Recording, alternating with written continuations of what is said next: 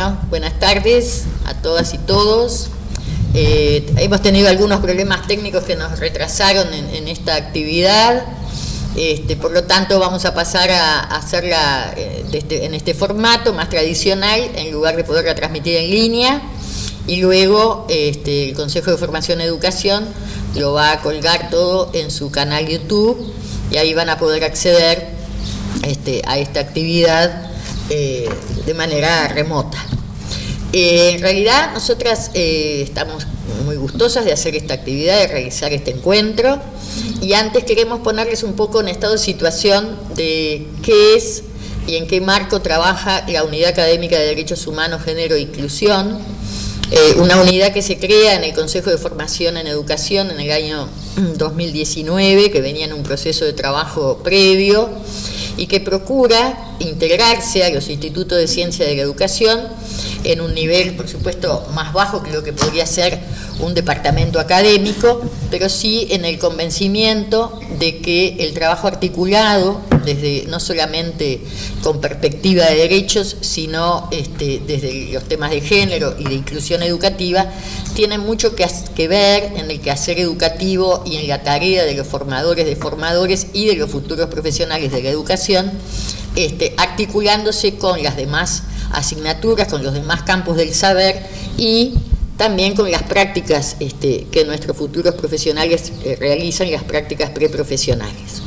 En ese sentido, la unidad académica tiene como cometidos trabajar fundamentalmente en lo que ya se viene desarrollando, que es el dictado de los seminarios obligatorios en el núcleo común de las carreras de formación en educación, de seminarios de educación en derechos humanos, de educación sexual, de inclusión y aprendizaje. Tratar de acompañar, de contener, de apoyar en la formación continua de los docentes y las docentes que dictan esos seminarios, pero además se ha trazado objetivos que van más allá de esa tarea específica, que es la articulación y el trabajo interinstitucional y intrainstitucional. En ese sentido hemos integrado distintas comisiones, distintos grupos de trabajo que tienen que ver con, siempre desde una perspectiva de derechos, pero que tienen que ver con, por ejemplo, con el trabajo respecto al Plan Nacional de Educación en Derechos Humanos, con el trabajo en comisiones y en redes como la Red de Género de la ANEP, que funciona junto con el Ministerio de Desarrollo Social y que desarrolla actividades que abarcan a toda la Administración Nacional de Educación Pública, con cursos y formación permanente para docentes del Consejo de Formación y Educación y también de afuera, así como también para estudiantes. Si ustedes investigan un poco en la página del CFE, verán que siempre hay propuestas, incluso articuladas, y eso es una de las fortalezas de esta unidad académica, con departamentos académicos como el Departamento de Sociología, Psicología, hemos trabajado también articuladamente con Pedagogía, con Cineduca, en fin. Lo que nos proponemos es hacer un trabajo no solamente colectivo, sino articulado, donde la perspectiva de derechos realmente atraviese las propuestas educativas. Y en este caso, con Eleonora, la otra referente que nos acompaña en la unidad académica, hemos tratado de visualizar las tres patas estas que mencionábamos, pero siempre de manera articulada, incluso en conjunto con otros áreas y departamentos del Consejo de Formación en Educación que atienden lo que refiere al bienestar estudiantil, al apoyo, al sostenimiento y respuestas a situaciones diversas que las y los estudiantes a veces se enfrentan.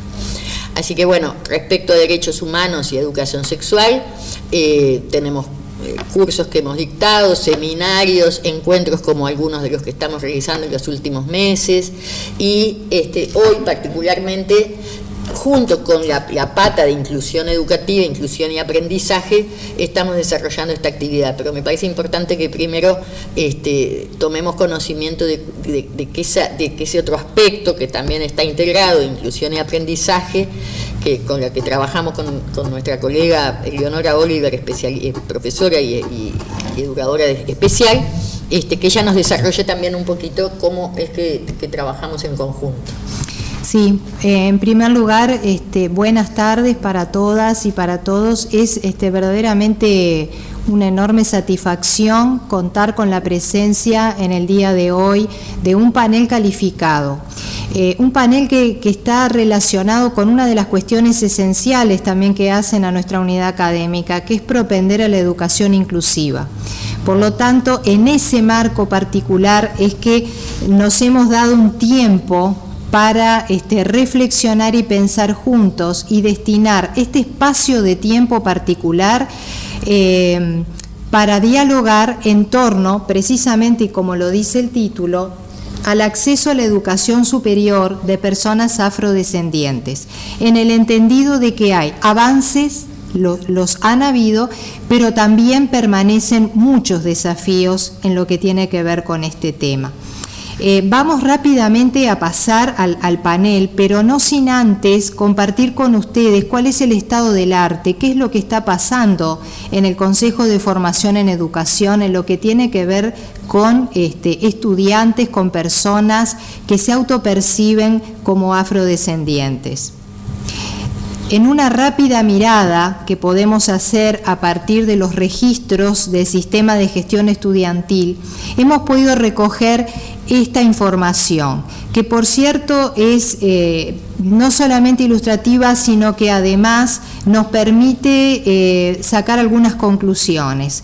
En base a las inscripciones y reinscripciones de estudiantes y los registros que hemos podido recuperar, como les decía, del sistema de gestión estudiantil, de 2017 a la fecha, para empezar, el número total de estudiantes inscritos en el CFE ha ido creciendo. Sin embargo, esto no mantiene una misma tendencia en lo que tiene que ver con aquellos estudiantes que al momento de inscribirse en alguna de las carreras o en algunas carreras del Consejo de Formación en Educación se autoperciben a sí mismos como afrodescendientes. Por eso vemos en una de las columnas en particular los porcentajes, y esos porcentajes son, por cierto, bastante reveladores, y particularmente si nosotros miramos lo que refiere a la última inscripción de estudiantes, sobre un total de 32.250 estudiantes en los distintos centros de formación en educación, vemos que el porcentaje de personas afrodescendientes inscritas ha descendido notoriamente. Eso es un dato de la realidad y es algo que nos tiene que hacer reflexionar y pensar sobre cuáles pueden ser las razones por las cuales esto está ocurriendo actualmente en la educación superior y particularmente en el Consejo de Formación en Educación. Dicho esto, rápidamente vamos a pasar al panel, que por cierto queremos extender un enorme agradecimiento por su presencia y su paciencia en todo este rato en el que estuvimos tratando de resolver toda la parte técnica, y particularmente también a Dinora Mota, que nos acompaña. Ella va a ser la moderadora de este panel. Sin más, muchas gracias. Damos paso al panel.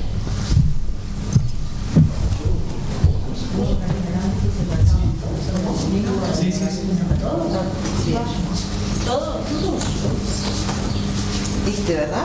No tenemos que cambiarlo por el acceso a la... En el medio. Son solo dos los que tienen. Igual se va a editar.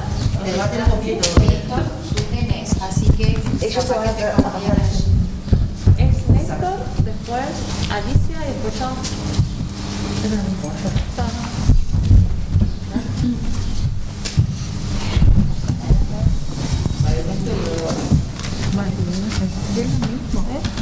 nos pasamos la... el micrófono.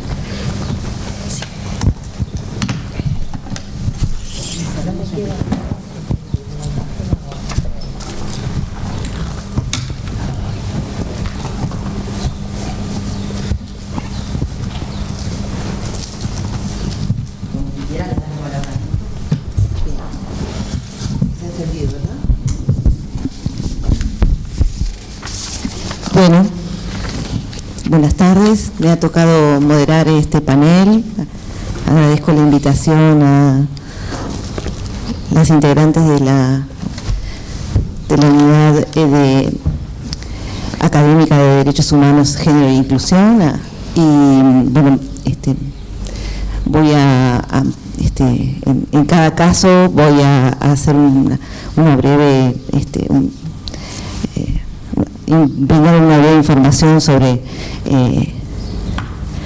la formación y las actividades que desarrollan cada uno de los integrantes de este panel, de este destacado panel con el que contamos para desarrollar esta temática. Bueno, vamos a empezar con Néstor Silva Castro, que es militante por los derechos de los afrodescendientes contra el racismo y todas las discriminaciones en el contexto de los derechos humanos, especialista en reparación y acciones afirmativas para los afrodescendientes. Néstor fue director nacional de Organizaciones Mundo Afro hasta 2019 y del Consejo Consultivo de la Ley 19.122 de Acciones Afirmativas también hasta 2019. Es autor del librillo Pensamiento y Acción Afrodescendiente y del folleto Racismo Estructural, Problema de Todos y Todas, que fue publicado en 2018, pero también es autor de varios documentos para el intercambio y la discusión sobre las líneas de acción estratégica y sociopolíticas de Organizaciones Mundo Afro, y tiene también algunos artículos de prensa sobre racismo y equidad racial, y es editor de varias publicaciones del Mundo Afro. Actualmente es miembro de la Comisión Unitaria de Lucha contra el Racismo, la Discriminación y la Xenofobia en representación de la sociedad civil desde febrero de 2019. Bueno, le damos paso entonces a Néstor. Bien, buenas tardes a todas, a todos. Saludar la iniciativa en primerísimo lugar, saludarla en el contexto de continuar con una historia de esfuerzos en esta línea de trabajo y de pensamiento que tiene que ver con el sistema educativo en su conjunto y en particular con esta preocupación que se plantea y con este desafío que se plantea en esta convocatoria, que es el acceso a la educación superior de la población afrodescendiente, en algo que, como sabremos muchas y muchos de los que nos interesa, no solamente en tema particular, sino que nos interesa qué le pasa a nuestro Uruguay, a nuestro país, con la educación, también tendrán la información, pero nos convoca fundamentalmente el tema de los desafíos. Obviamente, en lo particular voy a comenzar con lo que entiendo que son la causa, el inicio, los porqué del problema. Cuando digo problema, creo que todas y todos sabemos la dificultad en el acceso a la educación superior, creo que es lo que nos convoca fundamentalmente como preocupación a estos centros educativos. Bueno, ¿por qué no llegamos a la educación superior? Pero tenemos una dificultad anterior, y es por qué el sistema no logra que logremos superar, valga la redundancia, el segundo ciclo de la educación secundaria. ¿Tenemos como nación un acceso equitativo a la educación superior? Y no. Si entendemos como equidad el hecho desde el punto de vista de las políticas públicas, las políticas de educación, desde el punto de vista de lo que somos como sociedad, no hay equidad. No hay equidad solamente en el presente, no hubo equidad antes, y menos hay equidad en que no leemos cuál es el problema. Al no leerlo no lo comprendemos. El origen del problema, el origen de esto que planteamos como dificultad. En realidad, como tenemos que resumir todo lo que entendemos que nos trae a este presente de la cultura dominante, que es un eje en el cual debemos además tener presente, somos todos parte, y todas, parte de un sistema de cosas, de un sistema social, de un sistema económico, de un sistema multicultural, que a su vez, desde ese lugar y desde ese punto de vista, tampoco así se reconoce. O sea, vemos diversidades, marcamos diferencias, marcamos diversidades, hablamos de igualdad y ni una cosa ni la otra muchas veces comprendemos de qué hablamos. Y cuando comprendemos de qué estamos hablando, desde nuestras individualidades, sean personales o grupales, no estamos escuchando al otro ni a la otra. Entonces, es muy complejo poder construir desde ese lugar. Pero antes de adelantarnos, venimos a esto, o sea, la trata transatlántica y la esclavización de las personas, en primerísimo lugar, cada una de nosotros, desde Alaska a Tierra del Fuego, pasando por el Caribe, o sea, todos los países de nuestra América y el Caribe, han sido creados, nacieron, se independizaron, manteniendo el mismo sistema económico, el mismo sistema productivo, desde que comenzó la invasión de Europa a las Américas. O sea, lo que conocemos en nuestro continente como racismo no nace como un fenómeno individual de ninguna persona que se sienta superior a otra, que las hay, que encuentran fundamento en todo esto. No, nace como un sistema, nace como una forma. Fue global, fue legal y duró casi 400 años. Eso matriza hasta el día de hoy quiénes somos en América Latina, y el Caribe y en América del Norte. Ahora, vamos a ceñirnos a nuestra nación, a nuestro Uruguay, que no quiere decir que tengamos dificultades ni problemas diferentes.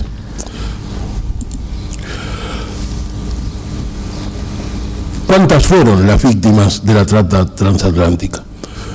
Hay muchos autores, a quien le interese el tema verá que hay algunos que hablan de 20 millones, 100 millones, pero resulta que es inviable cuantificar realmente, por lo prolongado en el tiempo, por las guerras que generó en África, por la cantidad de muertos y muertas que hubieron antes de que los pusieran en los medios de transporte para llegar, en los barcos para poder llegar a estas tierras, los muertos y muertas que hubieron durante esos viajes, el contrabando incuantificable. No olvidemos que era un comercio, y un comercio internacional, y las muertes aquí. ¿Cuántas personas siguen siendo víctimas de sus consecuencias? Bueno, ¿cuántos habitantes somos en Latinoamérica, en Norteamérica y el Caribe?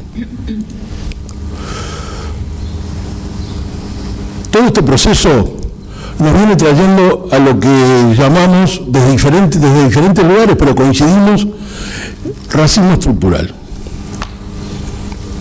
Ese racismo estructural tiene varios fundamentos y varias formas de expresarse. Naciones Unidas lo define como racismo estructural la exclusión histórica resultante de la trata esclavista y la esclavitud aplicada a personas de origen africano. Sí, es correcto, pero para mí se queda corto, muy corto. Para explicar algo e irlo enfocando hacia nuestra nación, hacia nuestro Uruguay, vamos a resumir y mucho lo que llamaríamos o llamamos el largo proceso abolicionista en la región y en Uruguay. Como todas y todos sabemos, el primer paso legal, legislativo, que se da para comenzar a abolir la esclavitud en estos territorios fue la Ley de Libertad de Vientre de la Asamblea del año 13, ¿verdad?, en la ciudad de Buenos Aires. Aquí comenzaría, digamos, el proceso legal de la abolición de la esclavitud. Pero resulta que después sigue, y van a ver en las gráficas, en estas diapos, ¿verdad?, ese proceso que va continuando. Ese proceso, a su vez, requiere que en el año 25, nuevamente, y ya como provincia oriental, también se decrete otra ley de libertad de vientre. Pero resulta que en el año 1842, en el Montevideo sitiado, gobernado por Fructuoso Rivera, se decreta la ley 242, la cual deja abolida la esclavitud.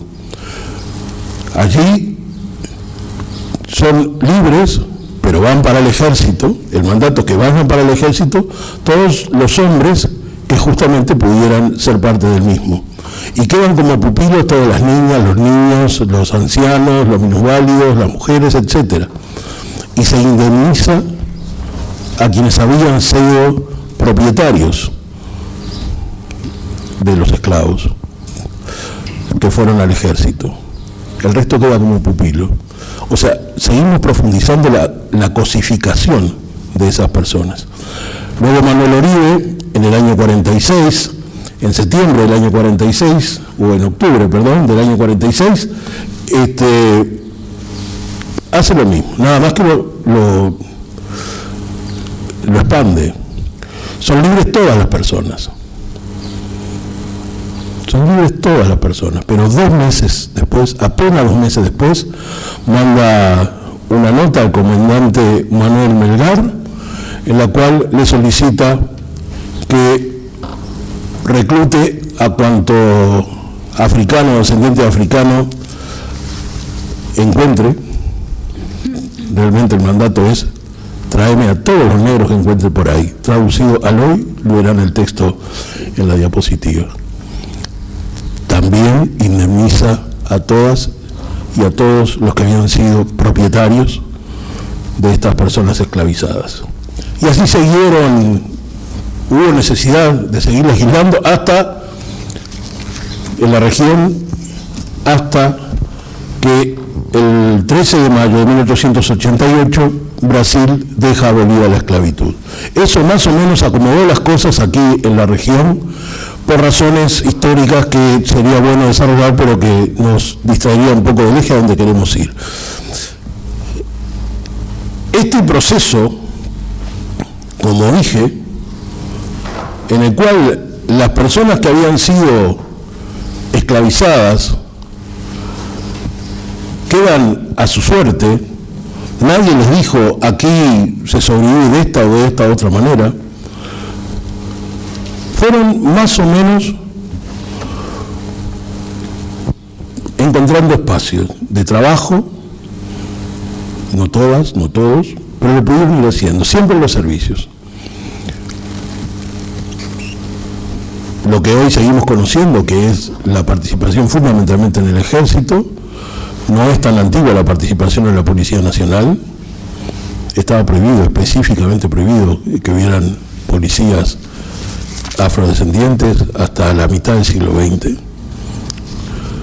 Bien, y resulta que cuando más o menos nuestros ancestros en nuestra república y en la región también pasó algo similar, se fueron más o menos algunos pudiendo acomodar, resulta que comienzan a llegar las grandes oleadas de inmigración europea, que no fue casual, que creo que todas y todos sabemos que hubo una política específica de los gobiernos, fundamentalmente uruguayo, argentino y varios otros, yo diría casi toda Sudamérica y Latinoamérica, en la cual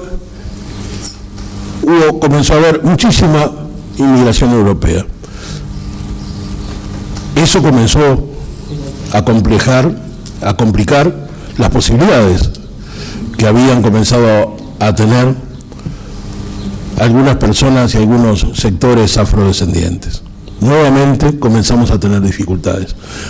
Con un agregado, comenzaron a haber, tanto a finales del siglo XIX como los primeros 30 años más o menos del siglo XX, legislaciones específicas para que los colectivos españoles, o sea, los inmigrantes europeos, ¿verdad?, pudieran tener desarrollo, pudieran avanzar en la sociedad. No hubo una sola acción, ni política, ni legislación, ni nada que se le parezca a aquel grupo de personas que tenían que convivir, que competir en una sociedad de competencia y que no por voluntad venían del estrato más bajo que pueda tener cualquier sociedad.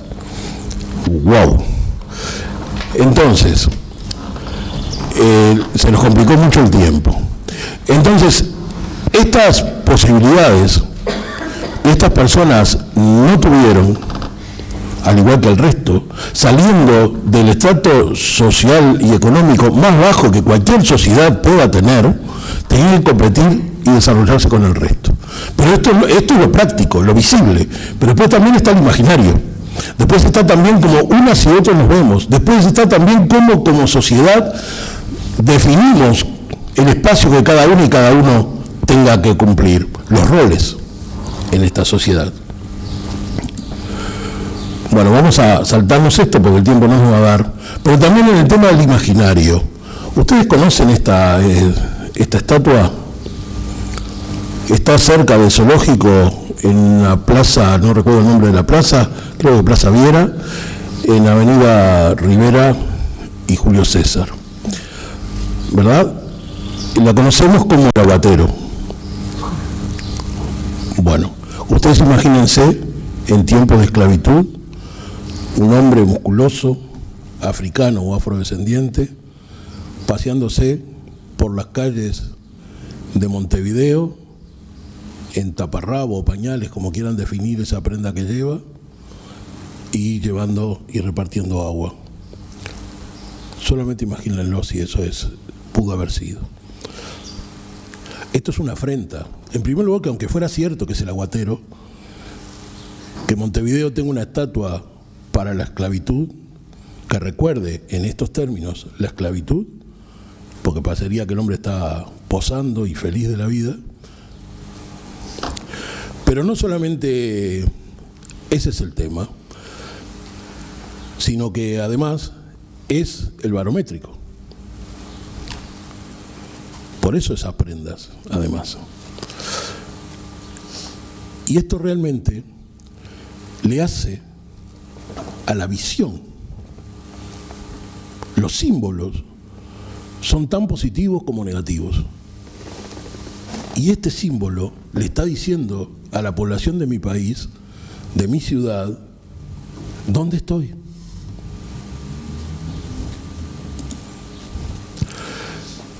Tenemos que resumir mucho, entonces no vamos a abundar con esto del concepto del círculo negro, que para nosotros es muy importante. Ese círculo negro es donde nosotros nos defendemos, sobrevivimos, resistimos, estudiamos, trabajamos y también desde el lugar donde surgen lo que yo siempre llamo las honrosas excepciones. Ese es el lugar. Ese es nuestro lugar. Porque allí también aprendimos a resistir. Allí también construimos resiliencia. Porque allí también logramos mantener lo poco que se ha logrado mantener también de nuestras expresiones culturales, que son el hilo definitivo con nuestra ancestralidad. Esa que desde el punto de vista de la real transmisión, en realidad desconocemos. Y ese círculo negro está compuesto por todo esto que van a ver, ¿verdad? Y sugiero para cuando vean el video que lo vean en el sentido de las agujas del reloj. Esto, entre otras cosas, el punto de partida, la folclorización de nuestra cultura, el imaginario generalizado, la cultura de resiliencia y de resistencia, son todos los factores que nos han ido manteniendo en el lugar en el que estamos y que seguimos. La territorialidad de la pobreza, el color de la pobreza. Estos son datos que pueden encontrar en el Instituto Nacional de Estadística, en el cual no voy a abundar ahora. Esto es un trabajo que realizó el MIDES conjuntamente con la ANEP, MIDES y ANEP lo realizaron. Y una cuestión que aquí nos detenemos un segundo que nos preocupa muchísimo, si hablamos de la educación, hablamos del futuro, y si hablamos del futuro tenemos una enorme dificultad, y es el acceso a las reales posibilidades de los tiempos de hoy. Si el antes no lo tengo, el hoy difícil que me pueda sostener, y entonces el futuro es complejo, más que complejo. Entonces, desde el antes con la ceibalita no me alcanza. Difícil que le alcance a la mayoría, pero en la particularidad tampoco. Porque para poder achicar esta brecha digital, tengo que comprender quiénes somos, para poder generar políticas específicas, tanto en lo educativo como en lo general. Y entonces, ¿qué sociedades, pensando en futuro, obviamente sin hacer planteos ni técnicos, ni pedagógicos, ni de políticas educativas, pero qué nos podemos o nos deberíamos imaginar para que una sociedad realmente sea más justa? Cuando los uruguayos y uruguayas repetimos permanentemente la juventud es nuestro futuro, cuando decimos los niños son nuestro futuro, bueno, caramba, si son nuestro futuro, tenemos problemas en querer nuestro futuro. Porque resulta que el futuro lo estamos construyendo ahora.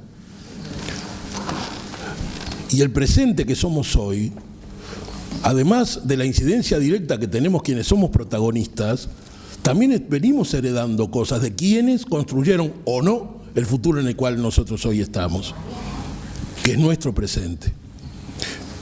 Entonces, desde ese lugar, creo que tenemos que comenzar, en primer lugar, a ser más generosos para poder comprendernos mejor.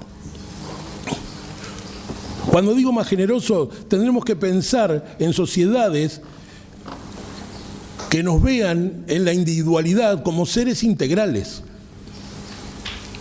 Si tengo dificultades de vivienda, no voy a ser un buen estudiante. Si mis padres no tienen un buen empleo, no me pueden financiar ni sostener como es debido en la educación. Pero si además vengo con dificultades estructurales desde el punto de vista de la cultura del estudio, de la cultura del ver hacia adelante, y no porque tengamos la expertise de lo atorrante, lo que tenemos es la expertise de la sobrevivencia. Lo que tenemos es la expertise de que ese no es mi espacio, porque desde ese lugar no me están viendo allí. Porque además cuando hablamos de inclusión, hablan de incluirme, no hablan de que generemos en conjunto espacios para que yo también sea partícipe y constructor de esos espacios de inclusión, para que me interesen, para que quiera también aportar a ellos. Los derechos humanos tendremos que verlo como una norma y no una reivindicación perpetua. Estamos convencidos de que hay que reivindicar los derechos humanos. Mientras no nos convenzamos de que no hay que discutirlos los derechos humanos, que son y punto, ¿por qué tengo que discutir el derecho al alimento? Cuando de 0 a 5 años, los niños de mi colectivo y del resto de la sociedad, pero es la mayoría en proporción, en esas estadísticas que todos vemos, que todos leemos, proporcionalmente, nuestros niños afrodescendientes de 0 a 5 años no se alimentan como el resto de la sociedad. ¿Qué futuro educativo pueden tener? El desarrollo humano sostenido y sustentable. Allí tendríamos que vernos a todas y a todos. Cada individuo, cada persona, necesariamente es imprescindible. Y si es imprescindible, cada individuo, cada persona, venga de donde venga, sea quien sea, tiene que tener las herramientas indefectiblemente para tener esos derechos de desarrollo, de crecimiento y acceso a la educación, toda ella, que no tengamos que pensar más en cómo hacemos para llegar a la educación superior. Algún día, seguramente, algunos, como quien les habla por temas de generación, tal vez no lo vea, pero es necesario comenzar a ver esos pasos hacia esos lugares. Es imprescindible.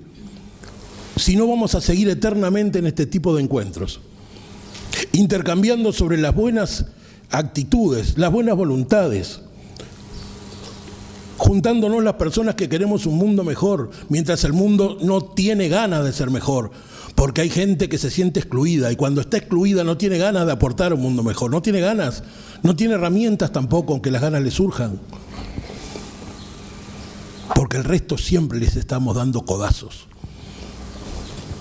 Siempre. Bien, entonces, como el tiempo se nos va, se terminó, se fue. Bueno, para que esto sea cierto, en primer lugar, mi opinión muy personal, y aclaro que soy miembro de la Comisión Honoraria, pero no estoy hablando del nombre de la Comisión Honoraria de Lucha contra el Racismo. Para que todos seamos iguales, la igualdad hay que pensarla desde el lugar de la igualdad de oportunidades. Y hay que defender las diferencias. Esta igualdad nos hace desaparecer a muchas y a muchos. Gracias.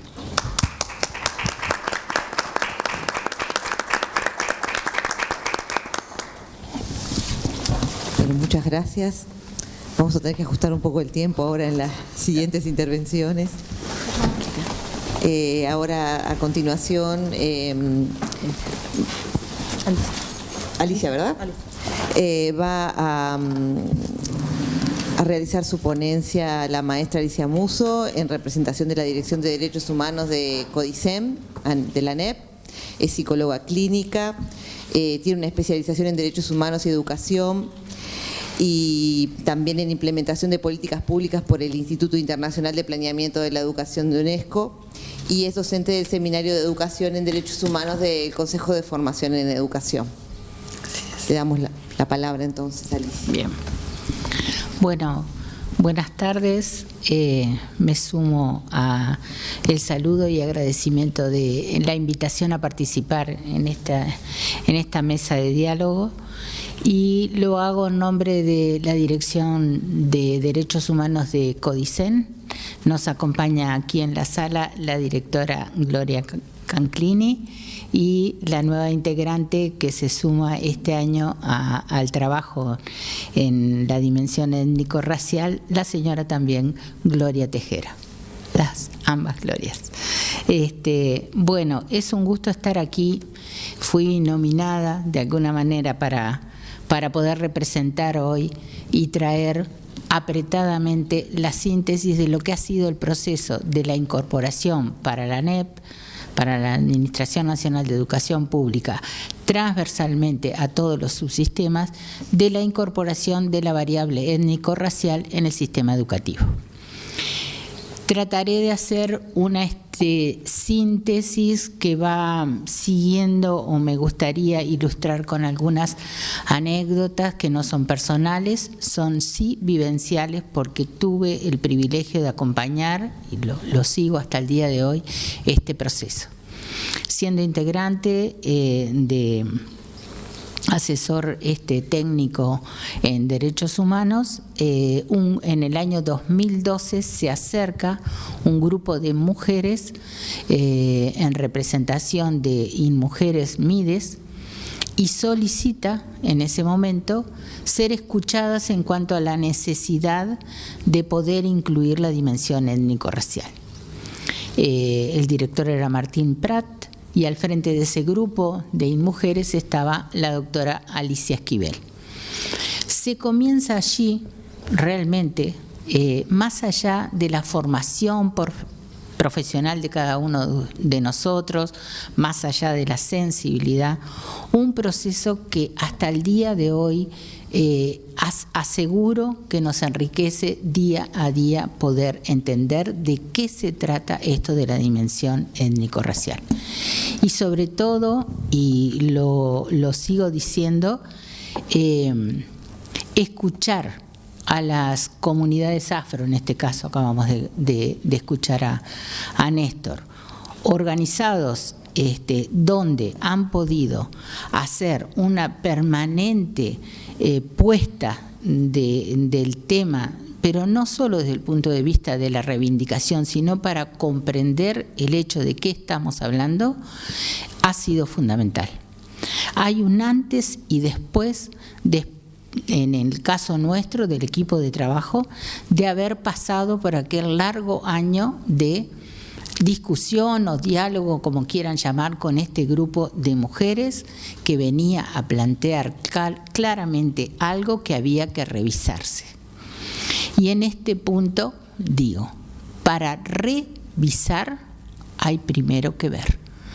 Y realmente en ese punto puedo decir que más allá, insisto, de la formación personal, profesional que tenía el equipo, nos encontramos que el tema estaba invisibilizado.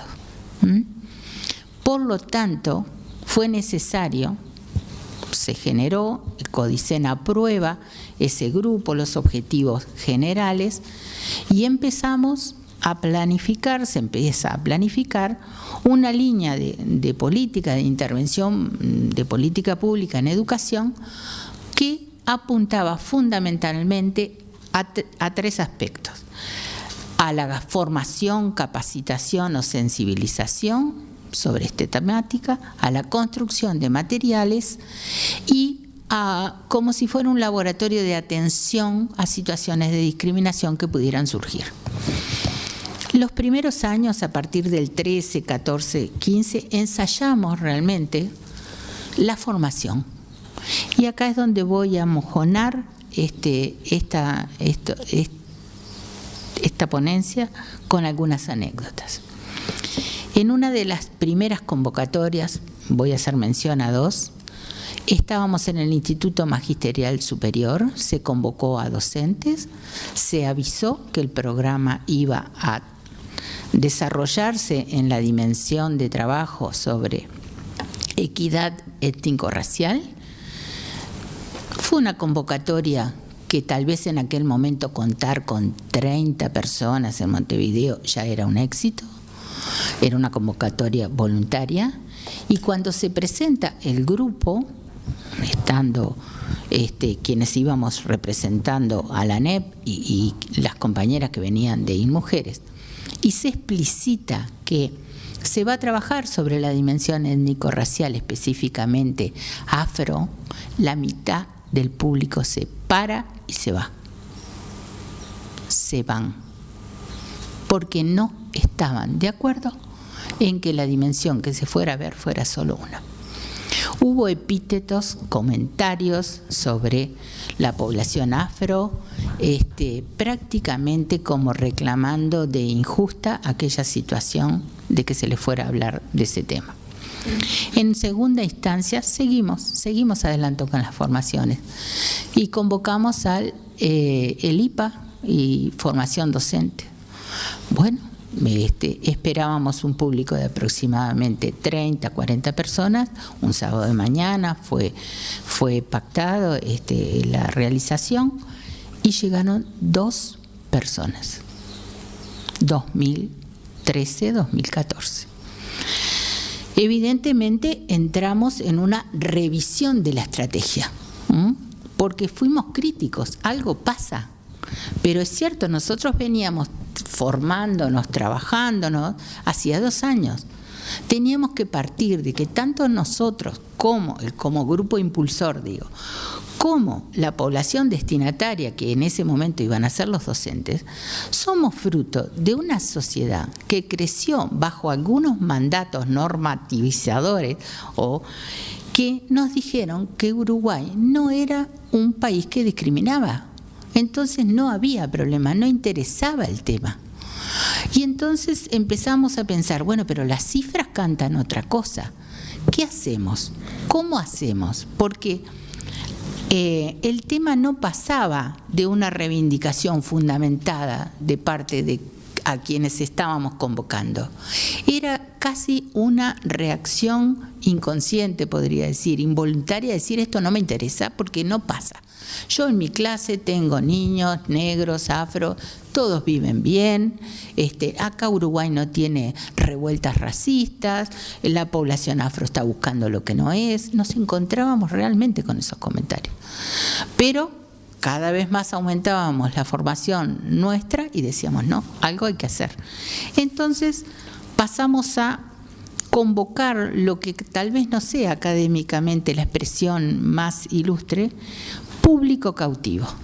Porque dijimos, si no están y no escuchan y no lo perciben y no lo ven, no vamos a lograr salir. Entonces empezamos con otro sentido a convocar a grupos de formación en educación del Consejo, íbamos a los IFED, del interior del país, y allí había una población que estaba conminada a estar. Bueno, ahí poco a poco, no les puedo decir la cantidad de cuestiones que fueron empezando a moverse, como por ejemplo empezábamos a oír, nunca lo había pensado así, no había entendido esto.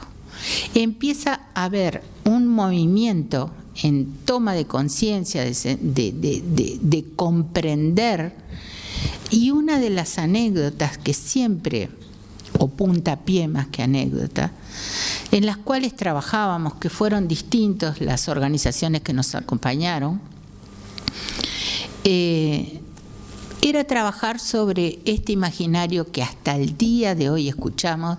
Uruguay se formó con todos los inmigrantes que bajaron de los barcos. Hasta hoy se escucha, ¿verdad? Y hoy en día, con el tema de los migrantes y las corrientes migratorias hacia Uruguay, muchas veces se quiere otra vez suavizar el tema. Pero nosotros aprendimos, y lo aprendimos, tal vez lo sabíamos, pero es esto de poder verlo y tomar conciencia que no todo el mundo bajó de los barcos en las mismas condiciones. Y no es bajar en condición igual ser migrante por distintas motivaciones que haber bajado esclavizado. Y eso, como bien lo hemos aprendido, no solo tiene una consecuencia en el arribo al país, lo que funda, sino que tiene un antecedente, que es cómo se genera, y Néstor acaba de hacer una apretada síntesis de cómo se genera. Nuestro país da un salto cualitativo legislando en el 2013 y aceptando en una declaración jurídica que es la ley, con los números soy terrible, así que voy a dar la vuelta para mirarlo, por la ley 19.122, en la cual nuestro país reconoce que la trata transatlántica ha sido el reconocimiento de una violación a los derechos de lesa humanidad. A partir de allí, con eso no alcanza, pero nuestro país empieza a tomar una posición que tampoco la toma porque un día se le ocurrió, sino porque eso marca también un antecedente de la permanente reivindicación o trabajo sustancial de las comunidades afro por hacerse ver y ser comprendidos en su proceso histórico. A partir de allí, que les conté que empezamos la formación en estos grupos, se empieza a revertir la sensibilidad del docente, empiezan a revertirse las concepciones, empezamos a tener profesores de historia, de otras materias también, que empiezan, más allá de su formación académica, a reconocer que hay muchos aspectos a cambiar. La revisión de los textos, los lugares, cómo se presenta la población afro, qué oportunidades. Tenemos muchísimas anécdotas de cómo los docentes de primaria visualizaban a sus alumnos afro en la clase, desde el lugar que ocupaban, el silencio, lo callados que estaban, la pulcritud. Todos se fueron haciendo lecturas de esos aspectos para completar en el 18 y el 19 ya una formación masiva que llegó a casi 1.200 docentes, donde pandemia mediante este año nos llaman desde los departamentos y nos dicen cuándo van a volver con estos temas. Les dije que empecé con esto de que se pararon y se fueron. Hubo realmente un proceso de trabajo sostenido. ¿Suficiente? No, en absoluto. Todavía hoy, y entrelazado con el tema de las poblaciones migrantes, nos siguen diciendo, bueno, prejuicios y comentarios que son altamente prejuiciosos. Otro de los trabajos que se logró hacer y que ya estamos en vía de una segunda edición para revisar, es la guía de educación y afrodescendencia. Es una guía de lectura rápida, pero la dividimos en dos partes. Hicimos una primer recopilación de aspectos legales y conceptuales para hacer después como una primera guía de por dónde se podía trabajar estos temas el docente. No son para nada preceptivos, no es para que el docente, y esto no lo tengo que aclarar porque por suerte la educación uruguaya entiende que cuando se produce un material así, no es obligatorio tomarlo como el ejemplo, sino que justamente se trata de ilustrar para que se recreen situaciones. Hoy en día, muchos de nuestros colegas institucionales que implementan políticas públicas, miran al sistema educativo nacional, en este caso público, señalando la responsabilidad que tiene el sistema educativo de revertir o llevar adelante políticas de equidad, porque esa es la forma de salir. Y la ANEP, en este caso, reconoce, pero hace muchos años que como sistema ANEP venimos diciendo y se dice, solos no podemos, y menos con un tema como este. Las situaciones de inequidad, por supuesto, tienen un escenario súper fructífero en un sistema educativo que pueda visibilizar primero para revisar conceptos, pero no es el único. Y corto, pero quiero terminar diciendo dos cosas más y se acaba. Todavía hay mucho por hacer y las políticas educativas solas no pueden. Las poblaciones afro, las comunidades afro, sufren una vulneración de derechos desde innumerables puntos de vista. Si hoy en día, y gracias, hay un consejo de equidad étnico-racial, donde Canclini en este caso y Gloria Tejera son nuestras representantes por ANEP, donde se encuentran y se articulan políticas estatales, porque si no es imposible que la educación solo pueda. La educación no va a permanecer omisa. Pero voy a contar y cierro con esta anécdota. Hace unos años íbamos chequeando los territorios departamentales para llevar propuestas sobre temas que fueran demandados por el territorio y no que fueran propuestos, vamos a decir, desde las centralidades.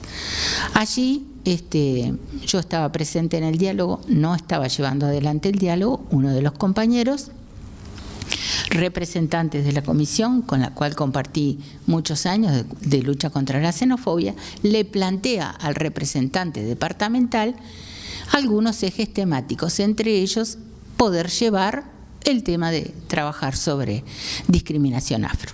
Bueno, el diálogo se produce, se conocían los interlocutores y le dice, desde el interior del país, que voy a ser discreta para no dar nombres ni localidades, le dice, ¿sabés que el tema afro acá anoche? No tenemos problema. No tenemos acá la comunidad afro, no tenemos problemas, no tenemos conflictos. Yo creo que ese tema no. Se inclinaban por discapacidad. El compañero, desde Montevideo, le dice, pero ¿no te parece que este tema tiene una vigencia en tu departamento por esto? Vos sabés que no nos llegan nunca reclamos, no tenemos. Bueno, el compañero de Montevideo respira y le dice, bueno, yo hace tiempo que conozco tu departamento. Decime una cosa, aquella comunidad afro que vivía, dice, hace 30 años en el costado del río, en aquellos terrenos inundables, que por lluvias y por inundaciones viven en permanente sistema de alerta para tener que ser desalojados permanece, a lo cual el interlocutor del departamento le dice: ¿vos sabés que sí? 30 años, le dice el de Montevideo, ¿y no tenés problemas raciales? ¿Ni de discriminación? Y voy a dejarlo por acá porque el diálogo después subió un poquito de tono. Pero quiero decir, y con esto cierro definitivamente, que cuando no se entienden todas las dimensiones, la educación aporta muchísimo, pero no puede ser la responsable única de enfrentar esta situación de racismo y microrracismo que nuestro país tiene que reconocer que lo tiene en las entrañas, pero no quiere decir que no pueda ser superado. Gracias.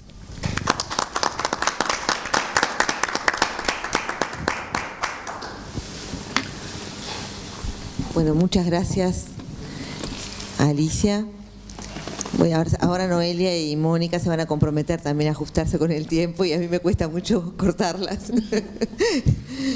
Si eso no es así. Bueno, la educadora Noelia Maciel me acaba de decir que no lea toda la cantidad la amplia formación y la amplia actividad que viene desarrollando, entonces solamente voy a decir que es integrante de la Coordinadora Nacional Afro-Uruguaya y representante de la misma ante el Consejo Consultivo de la Ley 19.122, normas para la promoción de la participación afrodescendiente en las áreas educativa y laboral. Y bueno, tiene varios diplomas y formación específica, y en los últimos años ha sido consultor y docente en temas de afrodescendencia y políticas públicas para diferentes organismos públicos y privados. Bien. Bueno, muchísimas gracias. Me sumo a agradecer y a celebrar esta instancia porque, bueno, da cuenta de una continuidad, de que a pesar de un cambio de gobierno, esta acción o esta política educativa en afrodescendencia tiene una perspectiva de continuar, lo que para nosotros es fundamental, dado que siempre cuando se da un cambio de gobierno tenemos miedo de que todo se empiece de cero, como ha pasado en otras instancias, ¿no? Entonces creo que esto es como para dar un puntapié y hablar justamente de, bueno, cuáles han sido los avances. Me parece que Alicia pudo ilustrar muy bien cuáles han sido los avances. E incluso yo he sido docente de cursos virtuales que se han hecho en afrodescendencia y educación, y puedo también afirmar lo que dice Alicia de la dificultad que hay para la convocatoria de esos cursos, ¿no? La Dirección de Educación en Derechos Humanos da un montón de cursos que tienen que ver con derechos humanos, con educación sexual, con discapacidad, con violencia en el noviazgo, pero los cursos de educación y afrodescendencia son siempre los que tienen menos inscriptos y los que tienen más dificultades como para que la gente finalice los cursos. Entonces me parece buenísimo ese cambio de estrategia y que esto empiece a ser como más institucionalizado y que esté presente, porque realmente hay una dificultad de ver este tema por cómo nuestro país ha sido conformado, por cómo se conforma nuestra identidad nacional, ¿no? Siempre hemos sido en general y históricamente las organizaciones sociales que hemos colocado estos temas, y creo que también hemos sido como las impulsoras del desarrollo de la política educativa.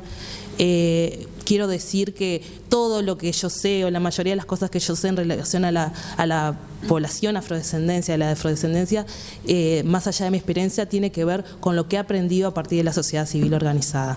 Y me parece un actor ineludible a la hora de pensar políticas públicas para esta población. O sea, nosotros tenemos que ser co-constructores y estar siempre participando de ese proceso, con las condiciones y garantizar que esas condiciones estén presentes, ¿no? No puede ser tampoco una participación siempre honoraria. Estamos llenos de consejos consultivos, comisiones honorarias, pero nosotros tenemos un saber especializado que también tiene que ser valorado. Entonces eso me parece importante recalcarlo. Hoy vengo a hablar como integrante del Consejo Consultivo. El Consejo Consultivo tiene dos subcomisiones, una de educación, otra de trabajo, y yo he participado también en la subcomisión de educación. A partir de ahí, uno de los logros del Consejo Consultivo fue lograr el año pasado, en 2019, que se hiciera una formación para formadores, donde los integrantes del Consejo Consultivo fuimos los docentes, fuimos el equipo docente. Eso para nosotros fue un logro, porque se nos reconoció justamente los conocimientos conocimientos que tenemos, nuestra expertise, y realmente fue una experiencia súper positiva que, bueno, auguramos a que se pueda replicar. Entonces voy a empezar mi intervención un poco con el estado de situación. Creo que Néstor hizo una exposición maravillosa en relación a, bueno, cómo afecta el racismo estructural, pero bueno, cuáles, en relación a las causas, ¿no? Pero bueno, cuáles son las consecuencias de ese proceso, ¿no? Y tenemos que en la educación, de cada 10 personas, una no culmina primaria, 2 solo culminan primaria, 4 culminan el ciclo básico, 2 el bachillerato y 1 sola alcanza la educación superior. Esto es a grandes rasgos, ¿no? Pero los datos estadísticos nos muestran cómo esa dificultad, ¿no?, de la permanencia y la trayectoria en el marco del proceso educativo. Entonces decimos que existe un proceso continuado de expulsión y exclusión de las personas afrodescendientes de las oportunidades educativas. Esto es justamente lo que Néstor hablaba del racismo estructural e institucional, que está en nuestras instituciones, permea nuestras instituciones y tiene estos efectos. Según datos de UNICEF, son viejos, pero justamente no hay una producción sobre este tema estadística sistemática, pero me parece importante para ilustrar también, ¿no?, que habla de jóvenes afrodescendientes entre 21 y 29 años. Solo un 38.8% había culminado el ciclo básico de educación media frente a un 67.4% del resto de la población en el mismo tramo etario. Asimismo, solo un 11.9% de jóvenes afrodescendientes entre 21 y 29 años había completado la educación media superior frente a un 35.4% del resto de la población en ese mismo periodo, tramo etario, ¿no?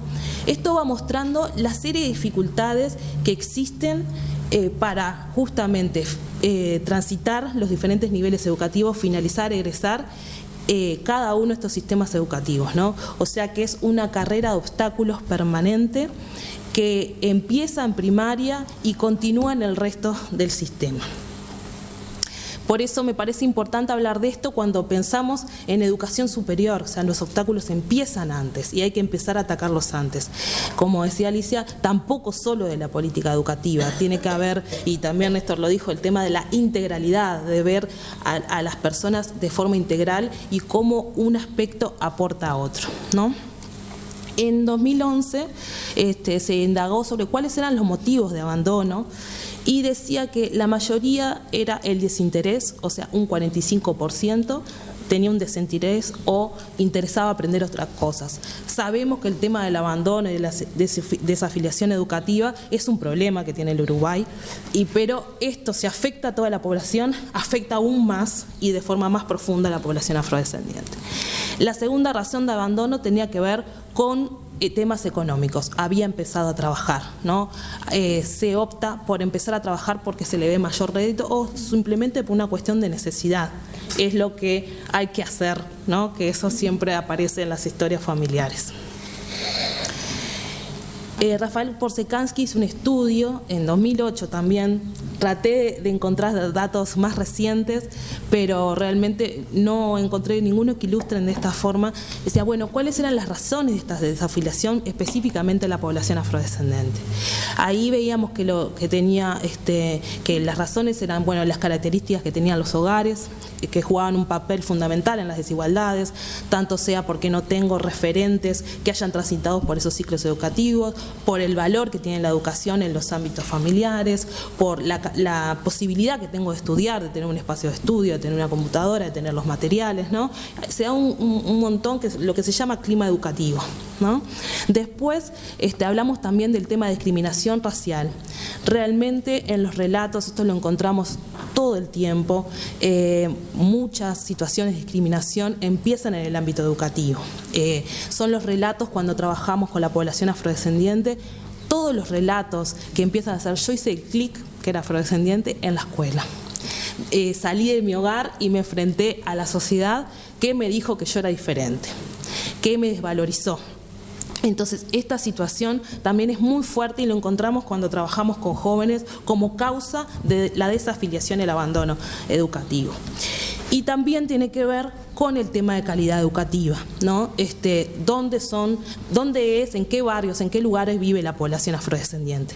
Sabemos que sobre todo vive en la periferia de la ciudad, que vive en las ciudades que tienen menor índice de desarrollo humano, en las fronteras del país, o sea, la calidad de los centros educativos de los lugares donde vive la población afrodescendiente es menor que otros centros educativos, ¿verdad? Entonces ello influye muchísimo en lo que es la motivación, la continuidad, etcétera, etcétera. No tengo por qué explicar eso en este ámbito. También lo que dice es que los afrodescendientes tienen peores desempeños educativos justamente porque no son explicados por las causas socioeconómicas y obviamente no son explicados por las propias personas afrodescendientes por su capacidad, ¿no? Lo que empieza a suceder que son procesos de discriminación que generan un estrés y una, sí, exactamente, lo dice mucho el tema de la inteligencia atrapada, ¿no? Se habla mucho de que eso de meterse para adentro, de no poder demostrar que mi capacidad, ¿no? No encuentro tampoco empatía en el entorno, ¿no? Que me aliente a demostrar esa capacidad, y justamente eso es lo que genera las desventajas entre la población afrodescendiente y el resto de la población. También hay estudios que encontré de Colombia, Pérez de la Hoz, que dice cómo la discriminación racial, sobre todo en el sistema educativo, se presenta como un elemento movilizador, en el sentido que genera mucha inquietud, ¿no? Para el estudiante afrodescendiente le reporta mucho tiempo. Nunca me va a olvidar algunos relatos de jóvenes con los que trabajamos. Se levantaba a las 5 de la mañana para peinarse el pelo, para que estuviera bien planchadito, para que no le dijeran nada, para ir a la escuela. No se levantaba a las 5 antes para estudiar, ¿no? O sea, el tiempo que genera el tema de la apariencia, ¿no? Para no ser discriminado, para pasar lo más posible desapercibido. Todo eso son elementos que son totalmente movilizadores para el estudiante afrodescendiente, y son obstáculos para la continuidad educativa. Esta es una frase que me gusta mucho porque habla justamente cómo del racismo estructural que se matrizó a partir del colonialismo impregnó, tanto sea en la persona afrodescendiente, ¿no? En su cosificación, no solo tiene efectos psicológicos, sino también los efectos que tienen que ver con lo material. No solo lo imposibilitó del acceso a los bienes, a los servicios y a las oportunidades, sino también que lo sustrajo de ese ser, de la condición de ser humano, condición de sujeto de la historia, justamente considerando o haciendo que la persona afrodescendiente sea considerada siempre en una posición de subalternidad, ¿no? Las personas afrodescendientes, ¿qué fue lo que aportaron a la sociedad? ¿No? Es eso como, ¿dónde nos lo enseñan eso? ¿No? Eso hubo toda una... Hay todo, Néstor lo relató bastante bien, el tema de lo simbólico, ¿no? Hay toda una producción en el imaginario simbólico que todo el tiempo nos va colocando en esa subordinación, ¿no? Capaz que lo más emblemático es, bueno, la figura de Encina, ¿no? El cebador de mate, esa persona subalterna, que nos va marcando el rol y el lugar en donde tenemos que estar. Me gusta mucho citar a Sueli Carneiro, que es un tesis de grado, es una filósofa afro-brasileña, trabaja sobre el concepto de epistemicidio, ¿no? Que habla de todos esos procesos mediante los cuales se aniquila la capacidad cognitiva y la confianza intelectual de las personas afrodescendientes. Este fenómeno lo que hace también es que genera baja autoestima por el racismo y por la discriminación que existe en el cotidiano escolar, porque se niega a las personas afrodescendientes la condición como sujetos de conocimiento, se los desvaloriza tanto por la negación u ocultamiento de las contribuciones del continente africano y de la diáspora al patrimonio cultural de la humanidad y de la nación. Todo eso está totalmente invisibilizado. Sobre todo lo que hay en las sociedades, y en esta sociedad uruguaya hay una imposición del emblanquecimiento cultural. Todos llegamos de los barcos, todos llegamos de Europa, y las contribuciones que tiene nuestra identidad tienen que ver con con Europa y no con África o incluso las contribuciones de las poblaciones originarias. Eso hace que haya una producción constante del fracaso o la evasión escolar, ¿no? La experiencia desventajosa de las personas afrodescendientes en los espacios educativos, como dije hoy, constituye una prueba de obstáculos constante que comienza en la infancia. Anular y hacer invisibles esos conocimientos hace parte de un conjunto de estrategias que terminan por acotar la capacidad cognitiva de las personas negras, que conspira contra nuestra posibilidad de afirmarnos como sujetos de conocimiento, o sea, todos los procesos que reiteran que nosotros somos por naturaleza seres no muy humanos y por tanto no estamos suficientemente dotados de racionalidad, incapaces de producir conocimiento y sobre todo ciencia. Acá quiero también centrarme en esta carrera de obstáculos, después cómo es el pasar a un nivel terciario, donde se supone que uno empieza a desarrollar esa capacidad de producir conocimiento, de impartir conocimiento, ¿no?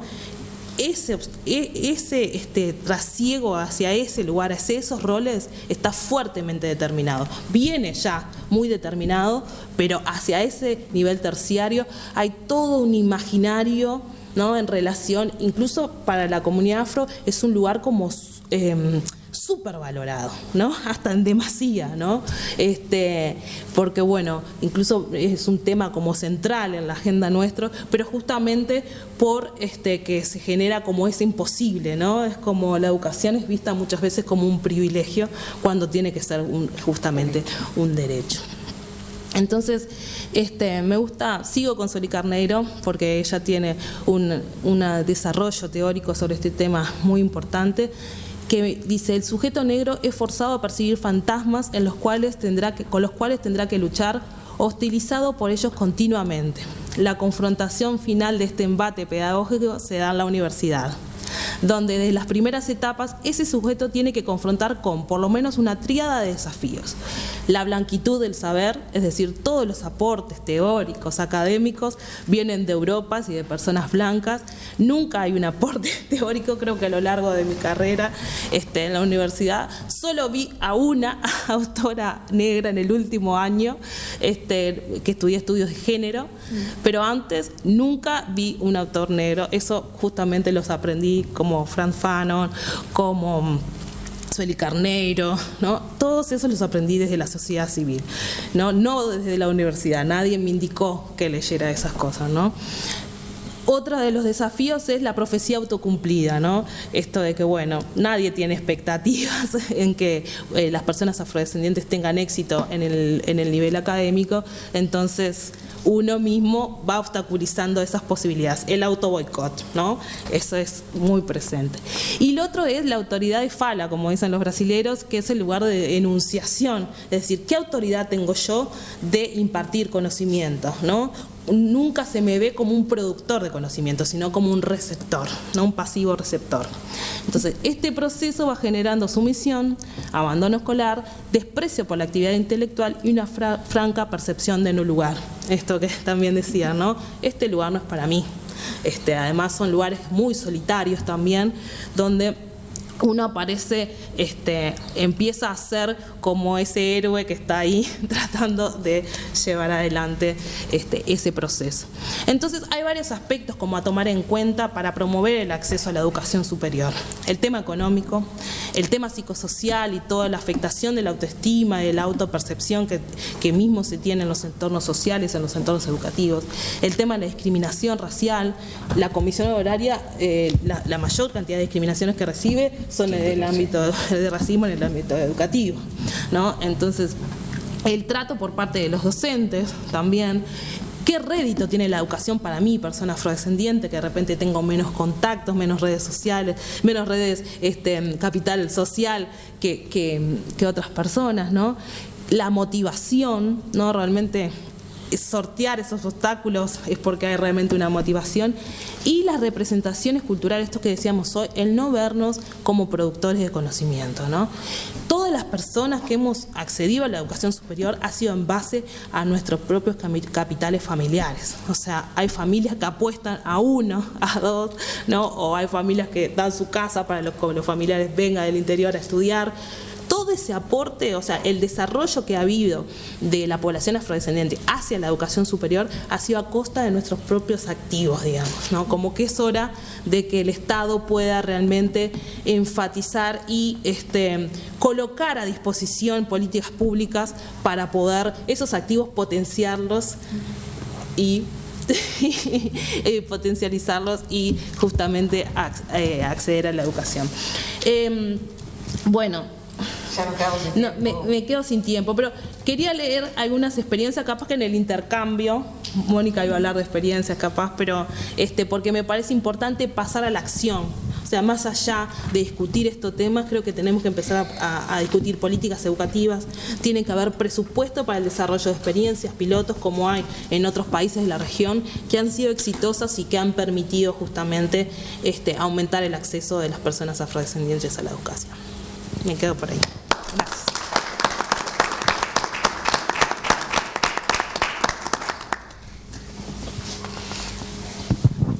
Bueno, muchas gracias. Vamos a pasar ahora a la docente investigadora de la Universidad de la República, Mónica Olaza, que es doctora y magíster y licenciada en Sociología, pero además tiene formación en el Instituto de Procesos Artigas como profesora de Historia.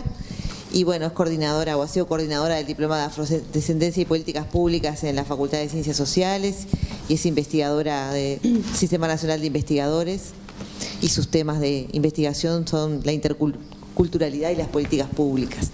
Y bueno, tiene algunas publicaciones muy interesantes, como Racismo a la Uruguaya y algunas otras investigaciones muy interesantes sobre la temática que hemos tenido el gusto de compartir. Bueno, muchas gracias por la presentación, buenas tardes. La verdad que es un gusto formar parte de esta mesa, felicito la iniciativa y agradezco mucho la invitación, especialmente a Leonora y a Fernanda, para estar hoy aquí. Bueno, ya me ha quedado como que poco tiempo, pero vamos a tratar de aprovecharlo al máximo. Bueno, mi exposición se divide en 3 partes, que la última ya casi que no la voy a decir la pregunta que tengo, pero la última era una síntesis que no voy a hacer. En la primera parte me referiría a los beneficios de la inclusión de las personas afrodescendientes en la educación terciaria, y en la segunda plantearé algunos desafíos para pensar el acceso de afrodescendientes a la educación terciaria en Uruguay, y luego, bueno, tenía pensada la síntesis final que la voy a dejar aparte. Entonces, para la primera, según el Banco Mundial, en un estudio de 2018, al menos 1 de cada 4 latinoamericanos se identifica como afrodescendiente. Entre Brasil, Colombia, Ecuador, Panamá, Perú y Uruguay combinados, los afrodescendientes representan el 38% de la población total. Son casi la mitad de las personas que viven en pobreza extrema y tienen menos años de educación. Las personas no blancas tienen 15 puntos porcentuales menos de probabilidad de entrar a instituciones educativas, de educación superior en América Latina y el Caribe. La brecha de ingresos entre los afrodescendientes y otros ha disminuido de 19% en 2005 a 11% en 2015, al igual que la probabilidad de ser pobre. Esto destaca la importancia de la educación como factor clave para comprender esas tendencias positivas. También sigo con algunos datos de esa publicación. En Colombia, Ecuador, Perú y Uruguay, completar la educación terciaria puede disminuir la probabilidad de ser pobre entre 12% y 32%. En Uruguay, uno de los países más igualitarios de la región, los afrouruguayos tienen 3 veces más probabilidades de ser pobres. Estos resultados revelan la urgencia de invertir en políticas de inclusión educativa basadas en la raza como una forma de romper el ciclo de pobreza crónica que afecta a un número desproporcionado de hogares afrodescendientes. Otro factor importante que identifica ese estudio es el impacto de las políticas de inclusión de afrodescendientes en el nivel terciario en Brasil por más de una década. Creo que esta breve información resulta contundente para pensar la importancia que tiene el acceso a la educación terciaria para las personas afrodescendientes. Sin embargo, hay otras repercusiones que me gustaría resaltar y considerar hoy junto a las anteriores. La inclusión educativa terciaria promueve también transformaciones de orden identitario, de reconstrucción de la historia personal, familiar y social. Ya los compañeros anteriores hacían estas referencias. En Brasil, el estudio de las trayectorias de vida de los estudiantes cuotistas en varias zonas del país exhibe que en general el ingreso a la universidad resulta el comienzo del proceso de cambio identitario, ya que es en ese espacio donde varias de las personas entrevistadas comienzan a sentir su pertenencia racial y el largo proceso de querer y valorar positivamente sus características fenotípicas, negativamente apreciadas por la cultura hegemónica. Se transita por una politización de las identidades, se investiga sobre la temática interracial y se genera discusión a nivel familiar. Introducimos estos aspectos en el análisis porque apreciamos que son repercusiones sumamente positivas para el sujeto y su percepción dentro del entramado social.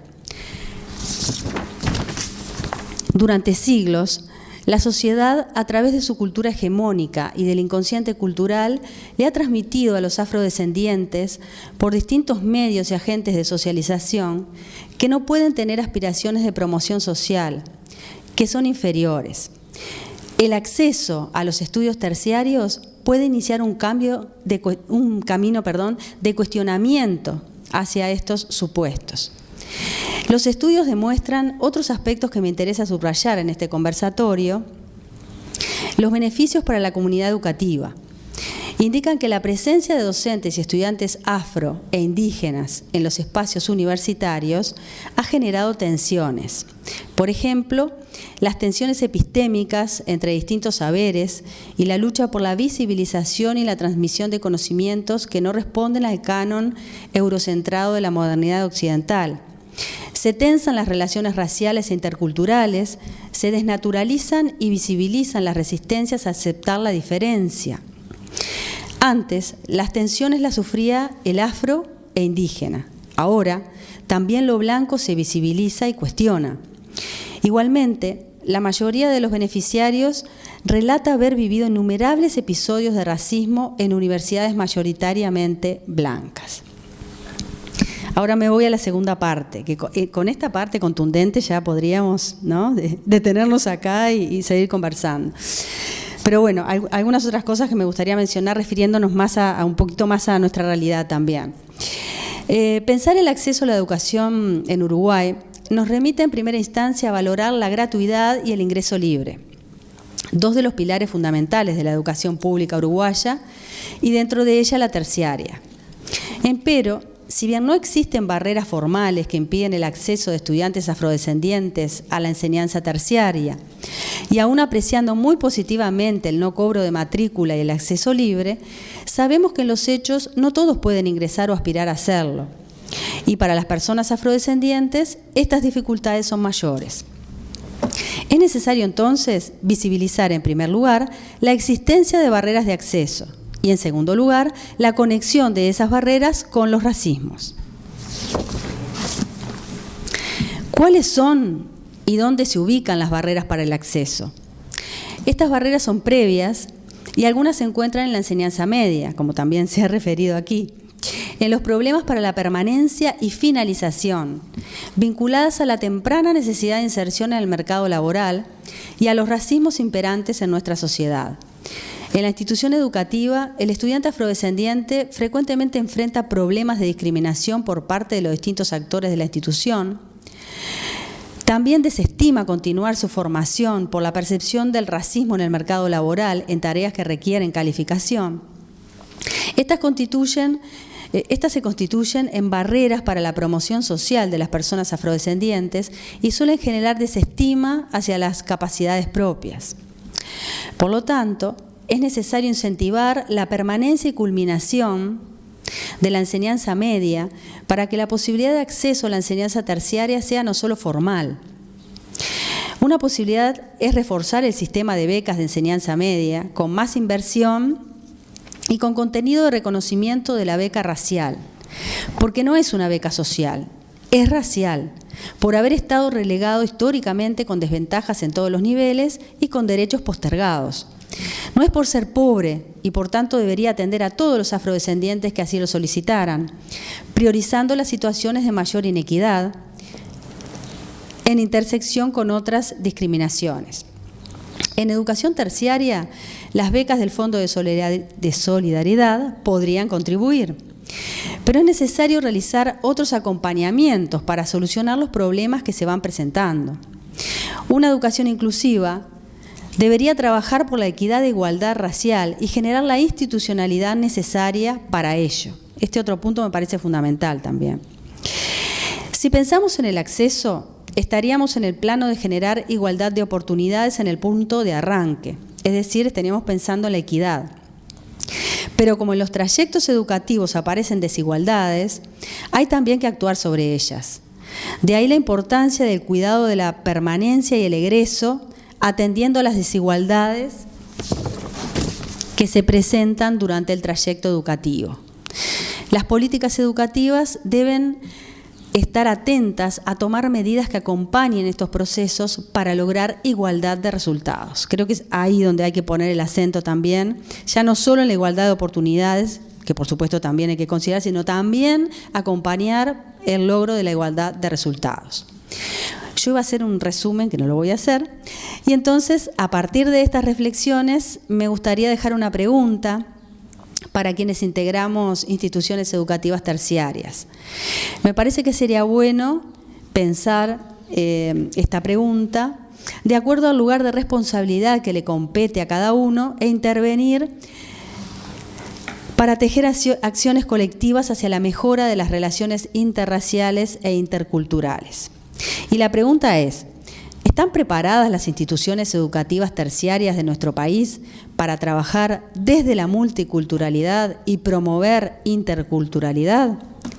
Porque como decía hoy Néstor, no solo se trata de ver que existe la diversidad y la multiculturalidad, sino que hay que entretejer, hay que generar diálogos, hay que ser empático, hay que escucharse y escuchar, ¿no? Bueno, muchas gracias. Dejo por aquí.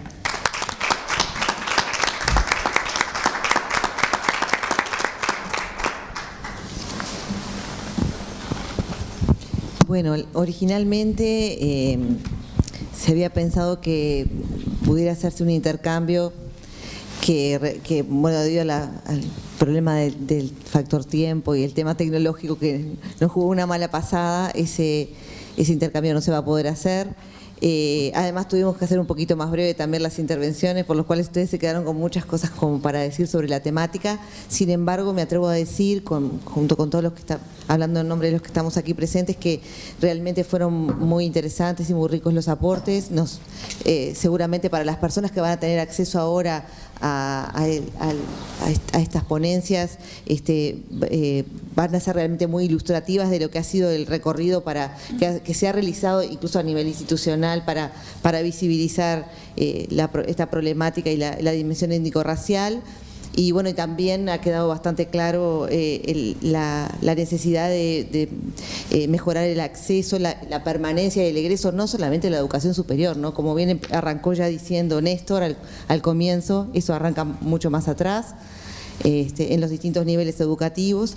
Y bueno, y hay mucho por hacer en el sentido de lo que planteaba Mónica de tejer y de dialogar para... y muchas preguntas todavía para formular y muchas acciones para realizar.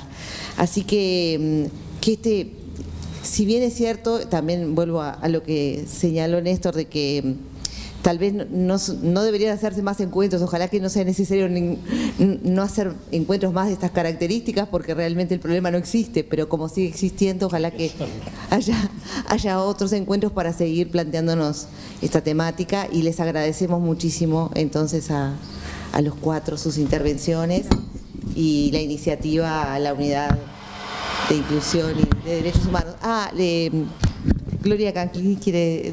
Solamente para confirmar esto que estuvimos viendo, en el año 2017...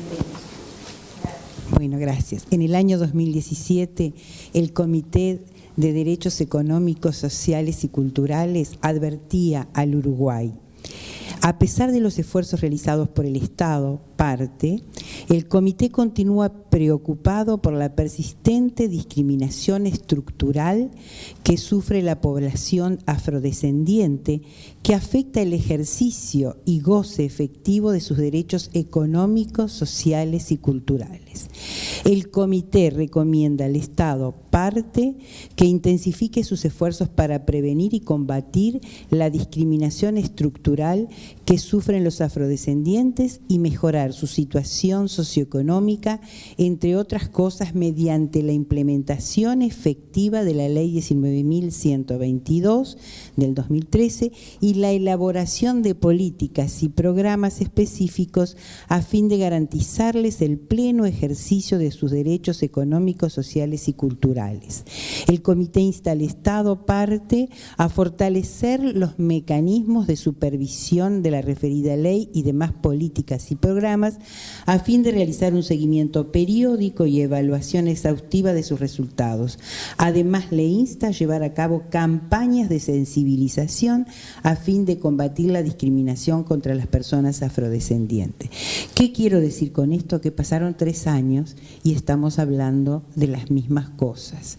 Entonces, cuando coloco en el centro de las políticas públicas al sujeto como sujeto de derecho, tenemos la obligación de que esos derechos efectivamente se puedan ejercer. Entonces, lo que estuvimos conversando hasta ahora, yo también soy docente de la Facultad de Derecho y realmente no tengo casi estudiantes de origen afrodescendiente. Entonces, digo, esto es un indicador de inequidades que hay en los otros ámbitos, ¿verdad?, para poder ejercer ese derecho, empezando por el momento mismo en que somos concebidos. Entonces, si no hay en el principio, en el arranque, una cobertura adecuada de alimentación, de vivienda, bueno, de todo lo que suponen los que hoy nos está indicando la Agenda 2030, evidentemente hablamos mucho, nos juntamos entre los que estamos convencidos de que estas luchas valen la pena, pero tenemos que hacer un esfuerzo mayor, y Alicia sabe, y tú por trabajar con los muchachos, por trabajar con los estudiantes, porque el cambio cultural va a venir desde allí. Entonces, hemos tenido y tenemos muchas acciones de intervención, como tú nombrabas, por ejemplo, noviazgos libres de violencia y todo eso. Bueno, empezar a trabajar con esos alumnos que participan y son sensibilizados en esas ocasiones con estas temáticas, porque no hay mejor, digamos, influencer que el de la propia generación, ¿no? Entonces yo creo que tenemos que empezar a trabajar, está bien con los formadores, pero también con los alumnos, porque en los liceos ya estamos en condiciones de plantear estas cosas. Gracias. Y en las escuelas también. Sí, bueno, en el liceo porque tú trabajas. Sí, perdón. Y en las escuelas, como mencionaba también, eso de tener que alisarse el pelo, o como los otros días decía Juan Silva, o sea, Juan Pablo Silva, el hecho de que la abuela le planchaba, y le lavaba y le planchaba 2 veces a la semana la túnica, ¿no?, que era increíble, pero era justamente para que no fueran a decir que era un negro sucio, qué horrible. Entonces, eso es lo que está sacando, ¿sí?, del sistema a nuestra, a nuestro clan, ¿sí?, afrodescendiente, del cual también siento parte. Tenemos mucho para hacer, pero hacer desde la educación, desde abajo. Gracias. Bueno, entonces damos por finalizado. Felicitaciones. Muchas gracias. Muchas gracias. Muchas gracias a todos por la participación.